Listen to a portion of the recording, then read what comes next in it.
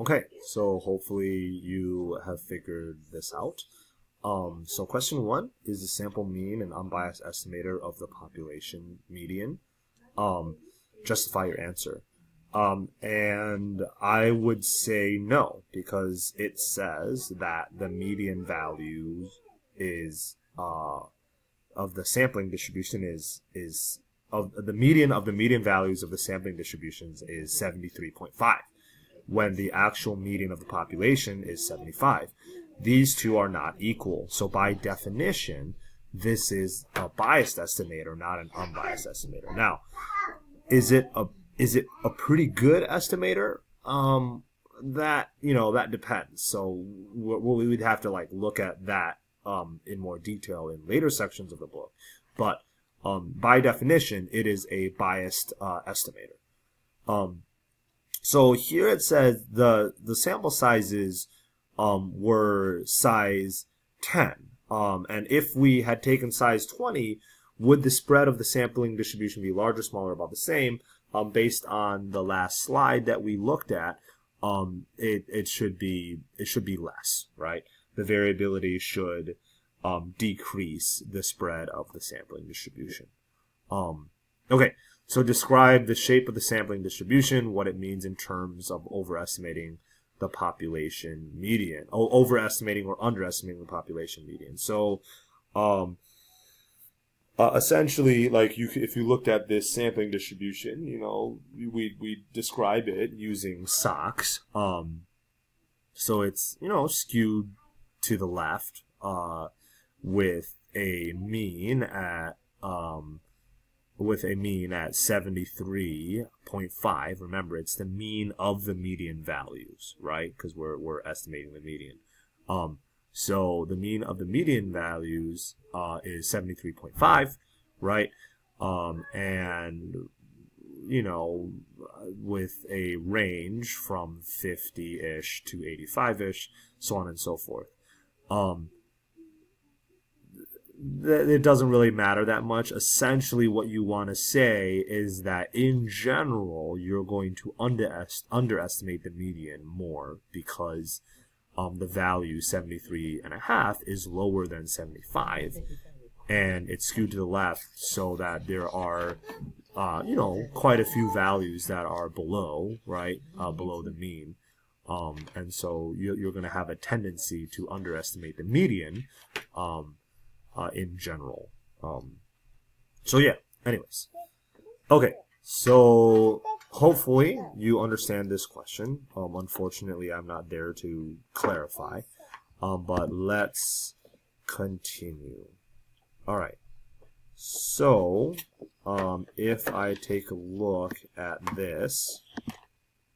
What's going on? Oh, here we go. Okay. So, this right here, unfortunately, is a very, very, very cool problem that relates to the German tank problem that we would have done on day 1. But since I was not there, we can just talk about it, and hopefully it'll be very similar. So essentially what these distributions are of, during World War II, there were statisticians involved. As you know, we've talked about a scenario with fighter planes, right? And here there were a certain number of German tanks that we wanted to be able to estimate, okay? And the blue line in the center right here represents the actual number of German tanks that showed up at the front.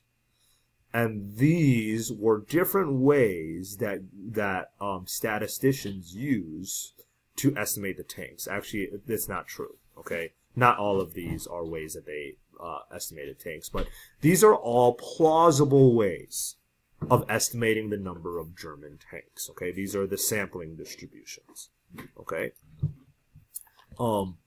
Now, all of these are plausible ways of estimating the tank. Now, what you want to determine right now by looking at these is which one is the best and why, okay? And which ones are unbiased estimators and which ones are not. All right, so take take a few minutes to look at this, discuss with your friends or with in pairs which one you would use. Okay, which one you would use to estimate, which ones are unbiased estimators, and which one you would use to estimate the number of tanks and why you would choose that one.